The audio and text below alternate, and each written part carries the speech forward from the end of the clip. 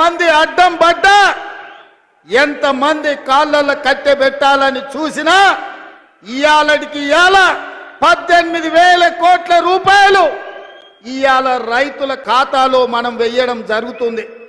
మిత్రులారా, జూలై 18న మొదలు పెడితే ఇయాల 15 ఆగస్టు, సరిగ్గా 27 రోజుల్లో 18,000 కోట్ల రూపాయలు రైతుల ఖాతాలోకి బదిలీ చేసిన ప్రభుత్వం పార్టీ ఏదైనా ఉందంటే ఈ దేశంలో అది కాంగ్రెస్ పార్టీ, తెలంగాణ ప్రభుత్వం అని నేను చెప్పదలుచుకున్నా.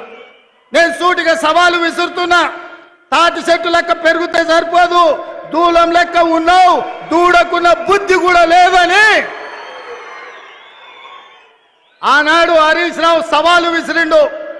మీరు రైతు రుణమాఫీ చెయ్యండి, నేను సిద్దిపేట ఎమ్మెల్యేకు రాజీనామా చేస్తా, మళ్ళా ఎన్నికల్లో పోటీ చెయ్యనని.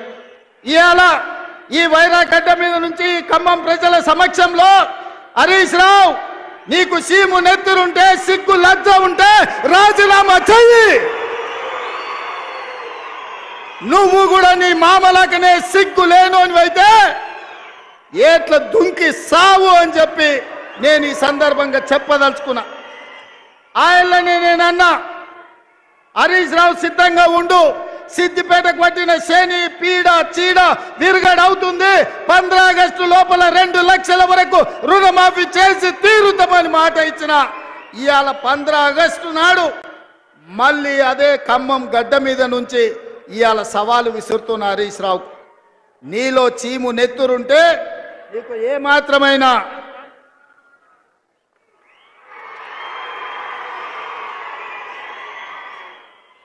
ఏమాత్రమైన సిగ్గు శరం ఉంటే రాజీనామా చెయ్యి.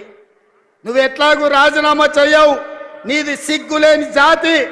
అందుకే ఇవాళ నువ్వు రాజీనామా చేయకపోతే అమరవీరుల స్తూపం దగ్గరకు వచ్చే ముక్కు నేలకు రాజు కాంగ్రెస్ పార్టీ మీద సవాలు విసిరినందుకు తెలంగాణ రైతాంగం క్షమించండి. మాట తప్పని పార్టీ కాంగ్రెస్ పార్టీ రుణమాఫీ చేసింది. నేను విసిరిన సవాల్ను వెనక్కి తీసుకుంటున్నానని తెలంగాణ రైతాంగానికి క్షమాపణ చెప్పు. ఇవాళ నేను ఒక్క మాట అడగదలుచుకున్నా, నేను గుర్తు చేయదలుచుకున్న ఈ ఖమ్మం ప్రజలకు, ఆనాడు ఖమ్మం జిల్లా రైతాంగం ఇంతకుముందే మా రామదాస్ గుర్తు చేసిండు. ఆనాడు ఖమ్మం జిల్లా రైతాంగం పండించిన మిర్చికి గిట్టుబాటు ధర అడిగితే గిట్టుబాటు ధర ఇవ్వకుండా దళారులు దోపిడీ చేస్తుంటే, దందాలు చేస్తుంటే ఆ ప్రజలకు కోపం వచ్చి చిర్రెత్తుకొచ్చి తిరుగుబాటు చేసింది. దళారులను శిక్షించి దళారులకు బేడీ లేచి జైలుకు పంపించాల్సిన కేసీఆర్ ప్రభుత్వం. నమస్కారం ఉందా ఉంటే చెప్పు.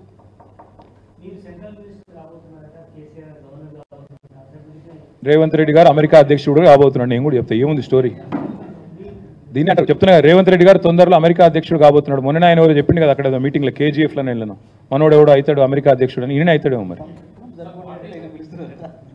ట్రంప్ గారు సరిపోతలేరంటే ఈయన పిలుస్తున్నారంట. ఎన్నిసార్లు చెప్పాలి మరి అదే మాట. సెప్టెంబర్లో మా పార్టీ యొక్క సీనియర్ నాయకుల బృందం ఒకటి, మేము కొన్ని ప్రాంతీయ పార్టీలు ఏవైతే సుదీర్ఘకాలంగా బ్రహ్మాండంగా ప్రజాక్షేత్రంలో పనిచేస్తున్నాయో, DMK కావచ్చు, ఇంకా ఇతర ప్రాంతీయ పార్టీలు కావచ్చు, వాటిని అధ్యయనం చేయడానికి నేను కూడా వెళ్తాను. నాతో పాటు సీనియర్ నాయకుల బృందం, మాజీ మంత్రులు, పెద్దలు, శాసనసభ్యులు, సీనియర్ పార్టీ నాయకులు అందరం కలిసి కొన్ని రాష్ట్రాలకు పోదాం అనుకుంటున్నాం. ముఖ్యంగా ప్రాంతీయ పార్టీలు, DMK కావచ్చు, BJD కావచ్చు, TMC కావచ్చు, ఇతరత్ర వాటిని అధ్యయనం చేయడానికి పోవాలనుకుంటున్నాం. సెప్టెంబర్లో ఆ పని చేస్తాం. చేసి వచ్చిన తర్వాత, ఎందుకంటే ఒక్కొక్క చోట ఒక్కొక్క స్ట్రక్చర్ ఉంది. ఇప్పటిదాకా ఒక ఎక్స్ఎమ్మెల్యే DMK శేఖర్ గారని వచ్చారు ఇందాక, ఆయన చెప్తా ఉండే వివరంగా ఎట్లా DMK పార్టీ స్ట్రక్చర్ ఉంది, ఎట్లా ఇన్స్టిట్యూషనలైజ్ అయిందని చెప్తా ఉండే. మా పార్టీకి కూడా 24 ఏళ్ళు నిండినాయి. భవిష్యత్తు ఇంకెట్లుండాలి, ఎంత సుదృఢంగా నిర్మించాలి దీని విషయంలో తప్పకుండా ఇప్పుడు, ఎందుకంటే మొదటిసారి ప్రతిపక్ష పాత్ర, ఇదివరకు ఉద్యమ పార్టీగా ఉన్నాం, తర్వాత అధికార పార్టీ మొదటిసారి ప్రతిపక్ష పాత్ర పోషిస్తున్నాం. కాబట్టి we also have to adapt, learn, unlearn, make a fresh beginning. తప్పకుండా అందుకే ఇతర రాష్ట్రాల్లో పరిస్థితులు, అక్కడ ఉండే పార్టీలు, వాటి యొక్క అనుభవాలు అన్నీ అధ్యయనం చేసిన తర్వాత will come out with new committees, new membership, all things that we need to do. అంటే ఇప్పుడు ఉన్న కమిటీలు ఉన్నాయి, కొత్త కమిటీలు ఏవైతే వేసుకోవాలో, ఎక్కడెక్కడైనా గ్యాప్స్ ఉంటే పూడ్చుకోవడం, అవన్నీ కూడా సెప్టెంబర్ తర్వాత చేస్తాం. ఓకేనా?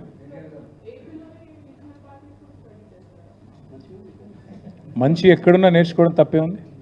డెఫినెట్గా Telugu Desam party and YSRCP party రెండు కూడా రీజనల్ స్ట్రాంగ్ పార్టీస్. వాటిలో కూడా I'm sure there are lot of things that we can pick up from. So Telugu Desam has been around 40 years నుంచి ఉంది తెలుగుదేశం. తర్వాత మన వైఎస్ఆర్సీపీ కూడా I think it's about 15-year-old now. So I'm sure there are things that we can learn from them as well. We may not go to AP, but we can learn from them because they are all here anyway. So we can obviously learn from them.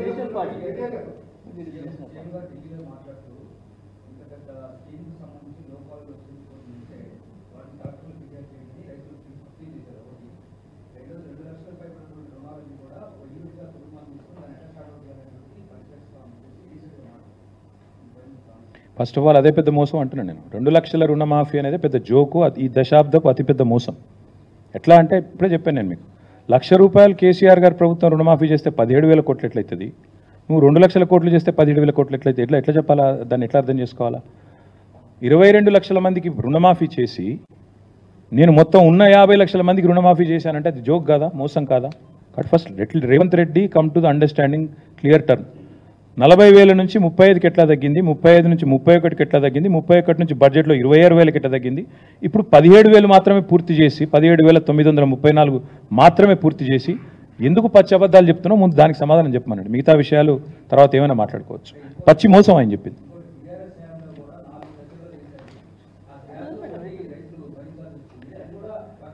BRS ఎన్నడూ కూడా ఏకకాలంలో చేస్తామని మీలాగా పచ్చి అబద్ధాలు చెప్పలేదు. BRS ఏనాడు కూడా మీలాగా ఫలానా రోజే సంతకం పెడతామని డైలాగులు కొట్టలేదు. ఎవడు కొట్టమన్నాడు నిన్ను? చేతగానోడివి ఎందుకు పెద్ద పెద్ద మాటలు మాట్లాడాలి? December 9 చేస్తా అని డైలాగులు కొట్టి ఏకకాలంలో అని చెప్పి 12 సార్లు పత్రికా ప్రకటనలు ఎందుకు? కాబట్టి నువ్వే ఒప్పుకున్నట్టు కదా. బీఆర్ఎస్ మేము చెప్పిందే చేశాం. బీఆర్ఎస్ మీరు 2 లక్షల రుణమాఫీ అంటే కూడా మేము 1,00,000 చేస్తామని చెప్పాం, మమ్మల్ని నమ్మారు. కాబట్టి నేను అనేది అలా ఒకటే, ఆయన మీరు ఆయన్ని అడగండి. మోసం చేసి 40,000 కోట్ల నుంచి 17,934 తెచ్చినందుకు ఆయనకు రైతులే ఊర్లలో పోతే సమానం చెప్తారు.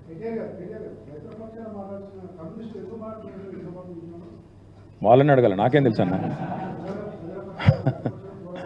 కరెక్టే రాములన్న, వాళ్ళని అడుగు. మరి సోదరులు పాపం సాంబశివరావు గారు వాళ్ళ ధృతరాష్ట్ర కౌగిల్లో ఉన్నట్టున్నారు, వారిని అడగండి, నాకేం తెలుసు.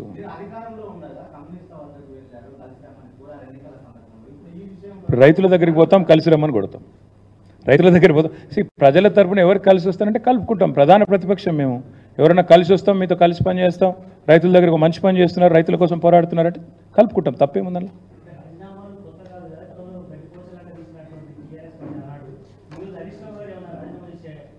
మాకు రాజీనామాలు కొత్త కాదు, రేవంత్ రెడ్డికి మోసం కొత్త కాదు. రాజకీయ సన్యాసం తీసుకుంటా అని మాట తప్పిన సన్యాసి ఎవడండి? కొడంగల్లో ఓడిపోతే రాజకీయ సన్యాసం తీసుకుంటానని డైలాగులు కొట్టి 2018లో మాట తప్పిన సన్యాసి ఎవడు? ఇది నేను మా సోషల్ మీడియా సోదరులను అడుగుతున్నా, దయచేసి చెప్పాలని కోరుతాను. Thank you.